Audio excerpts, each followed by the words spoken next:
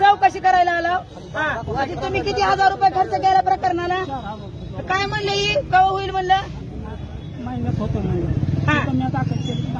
बर बर ठीक आहे. पगार काय वरून मिटिंग होईल तेव्हा होईल, वरून मिटिंग होतील तेव्हा होईल यांचं म्हणणं आहे. पण 4-4 हजार रुपये कशाला लागतात? आम्हाला दाखवून द्यायचं. आज 50 रुपयाचा सर फॉर्म भेटतो.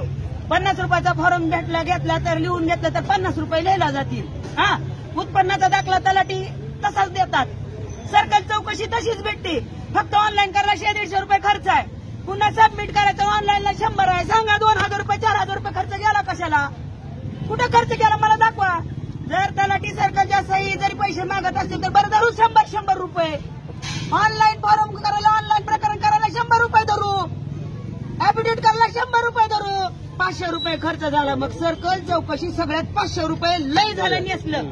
मी म्हणत नाही खर्च होत नाही, पण सगळं जर प्रकरण लिहायचं करायचं मला तर 500 रुपयाच्या आतनं बाहेर प्रकरण होतंय. किती होतंय ना? मग 500 रुपये होत असल्यावर 3000-5000 कशाला लागतं द्यायला?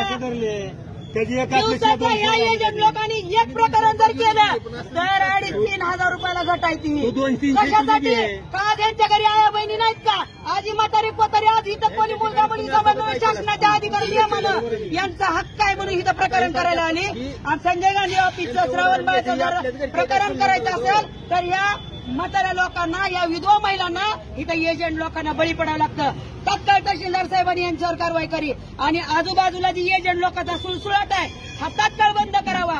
आणि संबंधित जी माही सेवा केंद्र आहे त्यांच्याकडून किंवा त्यांच्या संबंधित कोण असेल त्यांना फॉर्म भरून या योजनेचा लाभ ह्यांनी द्यायला सहकार्य करा एवढी विनंती आहे. जय हिंद, जय महाराष्ट्र, जय प्रहार.